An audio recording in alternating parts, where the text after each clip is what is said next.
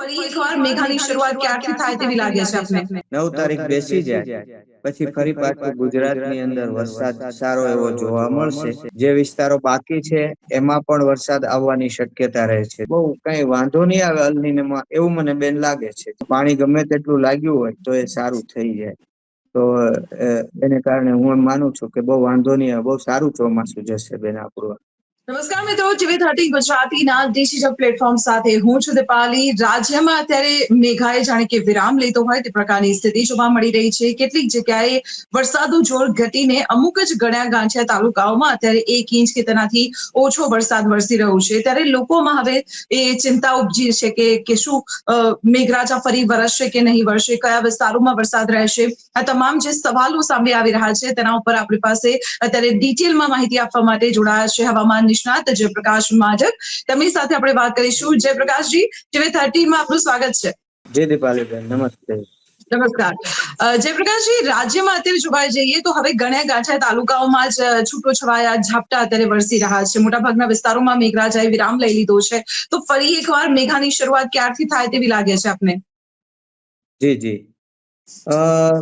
હવે ફરી એક વખત વરસાદની શરૂઆત હું માનું છું કે 8 તારીખથી થોડી પણ 9 તારીખથી એટલે કે 8 તારીખની મધરાત પછી 9 તારીખ બેસી જાય પછી ફરી પાછું ગુજરાતની અંદર વરસાદ સારો એવો જોવા મળશે. કારણ કે એક જે સિસ્ટમ છે એ ગુજરાતની નજીક રાજસ્થાન તરફથી આવી રહી છે. તો એને કારણે ઉત્તર ગુજરાત, મધ્ય ગુજરાત અને અંતે કચ્છમાં પણ વરસાદ જોવા મળશે. અને આ સિસ્ટમ છે એ જો લાંબો સમય ટકશે ને વધારે અંદર આવશે તો ઘણા બધા ગુજરાતમાં આ વરસાદ જોવા મળવાનો છે. અને આ વરસાદ જે છે એને કારણે બહુ સારું થઈ જશે બેન. જે વિસ્તારો બાકી છે એમાં પણ વરસાદ આવવાની શક્યતા રહે છે. જી દીપાલીબેન. જી, એટલે એવું કહી શકાય જયપ્રકાશજી કે હવે જે નવી વરસાદી રાઉન્ડ શરૂઆત થશે તે સાર્વત્રિક વરસાદ રહેશે ગુજરાત માટે? બેન, સાર્વત્રિક શબ્દ વાપરવો અત્યારે થોડું વહેલું થશે. કારણ કે આપણે જોઈએ છે કે ગઈ સિસ્ટમ છે એ આપણને એમ હતું કે બધું લઈ લેશે આખું ગુજરાત, પણ એને એકાએક વળાંક માર્યો અને વળાંક મારી અને એ બહાર નીકળી ગઈ. મીન્સ કે એ તો અંદર નહોતી જ આવી, પણ એના જે આઉટર ક્લાઉડ્સ છે એ સૌરાષ્ટ્રમાં આવ્યા, મોરબી, ટંકારા, રાજકોટ સુધી પહોંચ્યા. પરંતુ એ સિસ્ટમ છે વળાંક મારીને ઉપર તરફ ચાલી ગઈ ને એને કારણે જામનગર, દ્વારકા, પોરબંદર એ થોડું રહી ગયું. કચ્છમાં થોડા ભાગમાં જ વરસાદ આવ્યો. પૂંછડી એની કચ્છમાં હતી એટલે ત્યાં વરસાદ આવ્યો, પણ એ થોડા ભાગમાં આવ્યો. તો આ સિસ્ટમો છે બેન એ અચાનક વળાંક લેતી હોય છે. થોડો એનો રસ્તો પણ બદલવાની થોડી ઘણી શક્યતા રહેતી હોય છે. તો એને કારણે આપણે સાર્વત્રિક શબ્દ તો નહીં વાપરીએ, પણ આ વરસાદનો રાઉન્ડ ચોક્કસ આવી રહ્યો છે. અને જ્યાં પડશે ત્યાં સંતોષજનક સારો વરસાદ પડશે. એમાં ખાસ કરીને અત્યારે તો ઉત્તર ગુજરાત અને મધ્ય ગુજરાતમાં સારો વરસાદ પડશે એવું દેખાય છે. અને કચ્છમાં પણ સારો વરસાદ પડશે એવું લાગે છે. જી બેન. એટલે જયપ્રકાશજી, એવું કહી શકાય કે અગાઉ જે વરસાદના 2 રાઉન્ડ હતા કે જેમાં નવસારી, પૂર, વાપી, વલસાડ કે પછી જે આજુબાજુનો વિસ્તાર છે તેને પૂરનો પણ સામનો કરવો પડ્યો. મધ્યપ્રદેશ, મધ્ય ગુજરાતના પણ કેટલાક વિસ્તારો એવા છે કે જ્યાં પાણી ભરાવાની સમસ્યાઓ સર્જાઈ હતી, અતિ ભારે વરસાદ વરસ્યો હતો. તો શું આ વિસ્તારોમાં હવે આગામી સમયમાં કેવો માહોલ રહી શકે છે? શું દક્ષિણ ગુજરાતના વિસ્તારોને ફરી એકવાર પૂરનો સામનો કરવો પડી શકે છે? દક્ષિણ ગુજરાતમાં પણ આ વરસાદ આવી શકે છે બેન. હા, એ વાત આપની સાચી છે. આ જે વરસાદ છે એ ગ્રહ સંયોગોને કારણે આવી રહ્યો છે. 5 ઓગસ્ટ થી બુધ અને ગુરુ ભેગા થયા છે જળ રાશિ કર્કમાં. અને બુધ ગુરુનો સંયોગ છે વૃષ્ટિકારક ગણાય છે. એને કારણે જ હજુ પણ વરસાદી માહોલ ટકી રહ્યો છે. 22 ઓગસ્ટ સુધી આ બુધ અને ગુરુ ભેગા રહેવાના છે. તો અલ્નીનોને કારણે વરસાદ ચાલ્યો જાય એવું નથી, વરસાદી માહોલ તો ટકી રહેવાનો છે. અને એને કારણે જ અત્યારે અમુક જગ્યાએ ગાજવીજ સાથે વરસાદની આગાહી કરવામાં આવે છે IMD દ્વારા. અમુક જગ્યાએ હળવો વરસાદ, મધ્યમ વરસાદ આવો આવવાની શક્યતા છે. હળવા ઝાપટા આવે, ભારે ઝાપટા આવે, એ બુધ ગુરુને કારણે છે. પણ એની સાચી મજા ક્યારે આવશે કે 9 તારીખે ગુરુનો ઉદય થશે એટલે એમાં વરસાદની શક્યતા વધી જશે. અને મેં કહ્યું એમ એ સિસ્ટમ નજીક આવશે તો એને કારણે વરસાદ આવશે. પહેલા તો દાહોદ ને ગોધરામાં આવશે, ત્યાંથી શરૂ થશે. અને પછી 9 તારીખે છે ગોધરા, દાહોદ, ભાયડ, ગાંધીનગર, ઈડર, અમદાવાદ, આબુ રોડ, મહેસાણા, પાટણ, પાલનપુર, થરાદ. આમાં ભારે થી અતિ ભારે તો ક્યાંક હળવો કે મધ્યમ વરસાદ વરસી શકે છે, પણ ક્યાંક ભારે થી અતિ ભારે પણ વરસાદ વરસી શકે છે. એમાં ઉત્તર ગુજરાતના થરાદ પણ આવી જાય, મહેસાણા આવી જાય, ગોધરા આવી જાય. તો આવી જગ્યાએ વરસાદ આવવાની શક્યતા રહેલી છે. એમાં ગાંધીનગર અને અમદાવાદ પણ કદાચ આવી જાય. અને પછી 10 તારીખે કચ્છમાં વરસાદ સારો આવે એવી શક્યતા રહેલી છે. હવે આ જે ગ્રહોની વાત કરું તો જી 9 તારીખ ગુરુનો ઉદય થશે, એની સાથે જ આ વરસાદ શરૂ. 10 તારીખ સુધી આ રાઉન્ડ ટકે એવી શક્યતા છે. પણ 10 તારીખ થી ચંદ્ર પણ એમાં ભળશે, બુધ અને ગુરુની સાથે જળ રાશિ કર્કમાં. તો 10 થી 13 માં પણ વરસાદ આવવાની શક્યતા છે. અને 13 તારીખ થી 19 તારીખ સુધી બુધ અને ગુરુ એકદમ નજીક આવી રહ્યા છે, જેને અંશાત્મક યુતિ કહેવાય. એ બંને વચ્ચેનું અંતર 5 ડિગ્રી થી પણ ઓછું થઈ જાય. એમાં 15મી ઓગસ્ટે તો એકદમ ક્લોઝ આવી જશે બંને, ગુરુ અને બુધ નું કન્જક્શન, એટલે યુતિ, ગાઢ યુતિ થશે. તો હું માનું છું કે 13 થી 18, 19 માં પણ વરસાદ થવાની શક્યતા છે. અને એમાં ખાસ કરીને સ્વતંત્રતા દિવસ ઉપર 15 તારીખ ઉપર પણ વરસાદ થવાની શક્યતા છે. ટ્રફ લાઈન એકવાર તમને નજીક નીચે આવતી જોવા મળશે, અને એને કારણે ફરી પાછો આ વરસાદ છે 15 ઓગસ્ટ આજુબાજુ જોવા મળે આવી શક્યતા છે.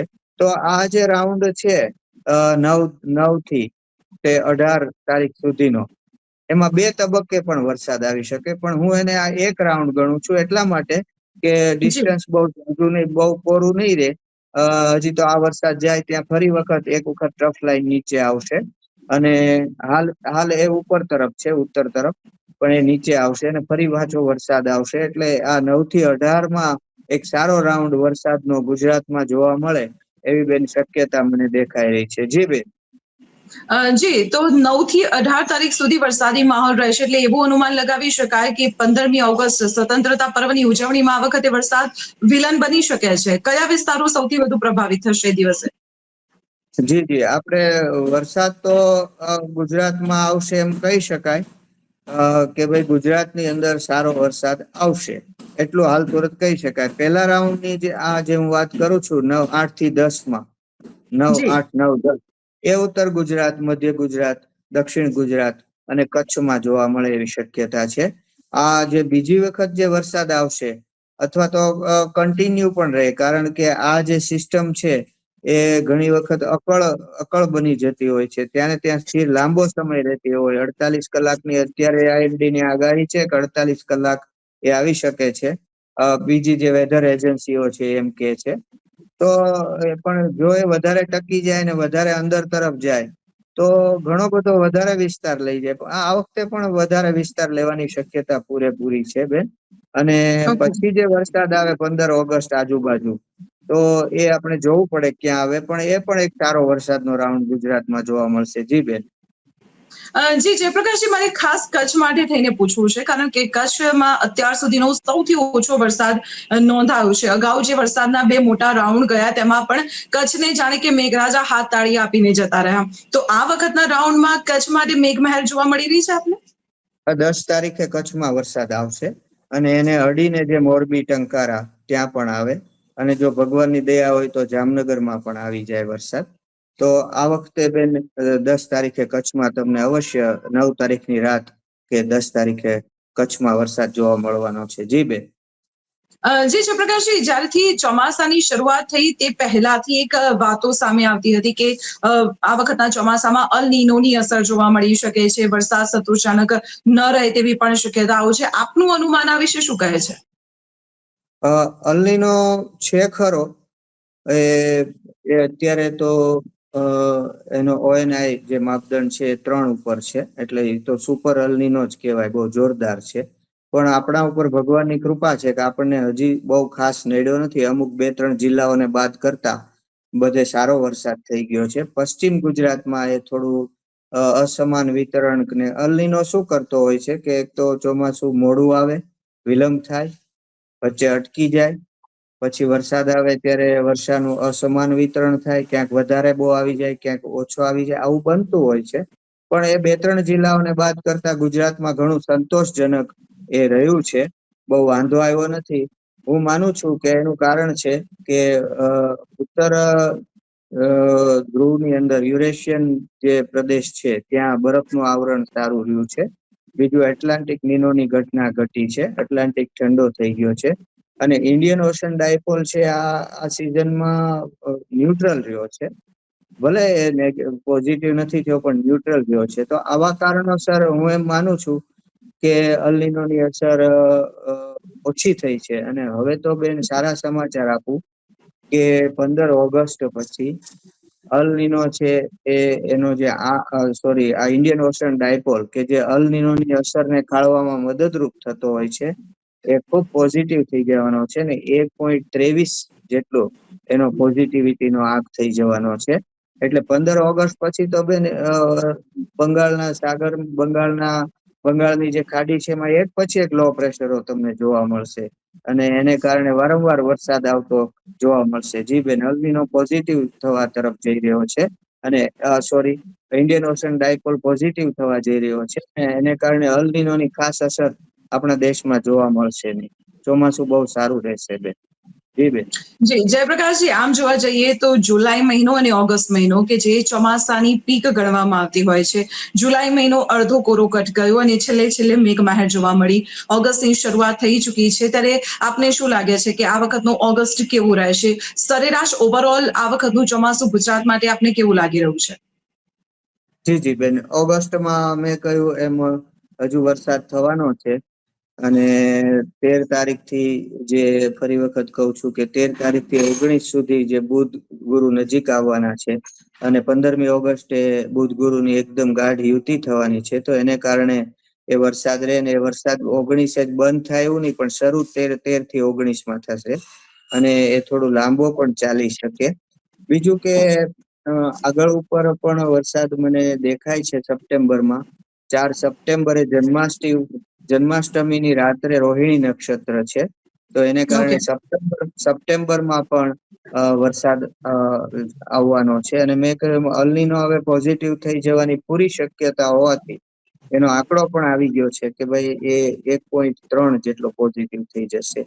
તો એને કારણે હવે આગળ ઉપર વરસાદની કોઈ ખેંચ જોવા નહીં મળે, ઉલટાની ઘટ પૂરી થતી જોવા મળશે અને સપ્ટેમ્બરમાં પણ સારો વરસાદ આવશે. કારણ કે કેટલાક નક્ષત્રો બહુ સારા છે સપ્ટેમ્બરમાં પણ.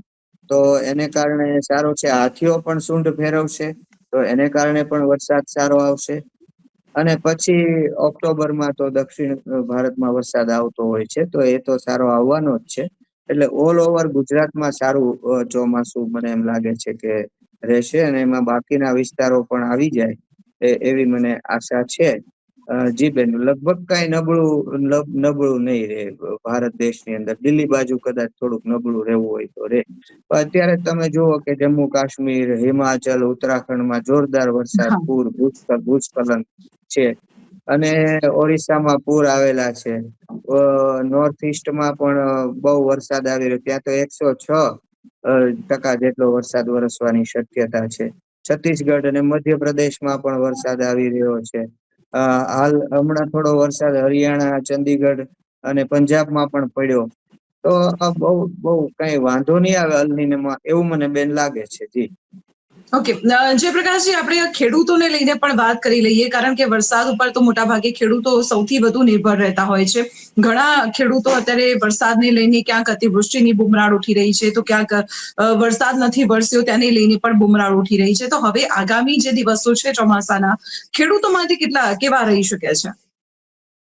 જો બેન, બહુ વરસાદ વરસે અતિવૃષ્ટિ પણ સારી નથી અને હા. મોન્સૂન બ્રેક આવે એ પણ સારો નથી. માપે વરસાદ આવે તો સારું, પણ જ્યાં જ્યાં દક્ષિણ ગુજરાતમાં જે અતિવૃષ્ટિ જેવું છે તો ત્યાં નુકસાન થઈ શકે છે. બાકી તો હું એમ માનું છું કે જ્યાં માપમાં વરસાદ આવ્યો છે ત્યાં બહુ ફાયદો રહેશે. અને આ જે વરસાદના આપણે 2-3 રાઉન્ડ આવી ગયા ગુજરાતમાં, એને લીધે પાણીની તંગી નહીં રહે. શિયાળામાં પણ સારો પાક આવશે અને જે શ્રાવણ મહિનામાં જે સરવડા આપણે કહીએ છીએ બોછારો, તો એને લીધે અલ નીનોની અસર ખાળવામાં પણ ઘણું મદદરૂપ થશે. જો કે અલ નીનોની અસર 15 ઓગસ્ટ પછી તો થવાની જ નથી, એ નિશ્ચિત વાત છે. અને તો મને એમ છે કે શિયાળુ પાક પણ સારો રહેશે. અને આ વખતે એમ કે છે કે અલ નીનો શિયાળા સુધી રહેવાનો છે, ડિસેમ્બર સુધી. અને ઓકે. આવતા વર્ષે કદાચ અલ નીનો રહેવાનો પણ નથી. પણ અલ નીનો હોવાની સાથે સાથે પણ આપણે સારો વરસાદ થયો છે. તો એને લીધે આપણા શિયાળુ પાક પણ સારા થાય એવી પૂરી સંભાવના રહેલી છે. ક્યાંક પાણી લાગ્યા હોય તો ખેડૂતોએ ખાતરનો પ્રયોગ કર્યો હશે. અને હવે તો ખાતરો એવા આવે છે કે પાણી ગમે તેટલું લાગ્યું હોય તો એ સારું થઈ જાય. તો એને કારણે હું એમ માનું છું કે બહુ વાંધો નહીં, બહુ સારું ચોમાસું જશે બેન આપણું. ઓકે, તો અલ નીનો ડિસેમ્બર સુધી તેની અસર જોવા મળશે તેવું આપ કહો છો, તો આપણે એવું અનુમાન લગાવી શકીએ કે નવરાત્રીના સમયગાળા દરમિયાન પણ વરસાદી માહોલ રહી શકે? જરૂર રહી શકે. ઇન્ડિયન ઓશન ડાયપોલ 15 ઓગસ્ટ પછી બહુ સક્રિય થઈ જવાનો, એટલે કે પોઝિટિવ થઈ જવાનો છે. એની ખાસિયત એ છે કે નવા લો પ્રેશર ઉભા કરે છે. પછી અરબ સાગરમાં પણ કદાચ સિસ્ટમો હવે ઊભી થવાનું શરૂ થઈ જાય. તો જે આપણો ગુજરાતનો પશ્ચિમ ભાગ છે ત્યાં આ સિસ્ટમો અરબ સાગરમાં થાય, એ નીચેથી ઉપર તરફ જતી હોય છે, દક્ષિણ ભારતથી ઉપર તરફ આવતી હોય છે. એટલે જે પશ્ચિમ કિનારો આપણો જે છે ત્યાં પણ વરસાદનો લાભ મળે એવી શક્યતા છે. એટલે નવરાત્રી ઉપર પણ વરસાદ થઈ શકે. અમે નાના હતા ત્યારે ઘણી વખત અમે નવરાત્રી પર વરસાદ હા. જોયો છે. પણ અત્યારથી ચોક્કસ એમાં થશે જ એવું એ લોંગ પ્રિડિક્શન થઈ ગયું. એટલે ઓકે. અત્યારથી એ કહી શકાય નહીં થઈ, પણ થતો હોય છે ઘણી વખત. એમાં આ વખતે બહુ અવરોધો હવે 15 ઓગસ્ટ પછી ચોમાસામાં ખાસ છે નહીં બેન, એવું મને લાગી રહ્યું છે. ઓકે, જયપ્રકાશજી, આપે ખૂબ જ સરસ વરસાદી માહોલને લઈને માહિતી અમારા દર્શકો સુધી પહોંચાડી છે, તે બદલ આપનો આભાર. જી બેન. તો આ છે જયપ્રકાશ માઢક, કે જેઓ હવામાન નિષ્ણાત છે, અને તેમના દ્વારા જે પ્રકારે માહિતી આપવામાં આવી તે પ્રકારે ગુજરાતમાં આ વખતનું ચોમાસું ખૂબ જ સારું રહેવાનું છે. અને હવે 8મી તારીખથી જે વરસાદી માહોલ સર્જાવાનું છે, અને આ વરસાદી સિસ્ટમ કહી શકાય કે ગુજરાતના મોટા ભાગના વિસ્તારોને આવરી લેશે તેવો વરસાદ રહેશે. અને આ વરસાદ ખેડૂતો માટે પણ ફાયદાકારક રહેશે તેવું અનુમાન લગાવવામાં આવી રહ્યું છે. તો આવી જ રીતે પડે પડની અપડેટ માટે આપ સતત જોડાયેલા રહો ટીવી 30 ગુજરાતી સાથે. મને આપશો રજા. નમસ્કાર.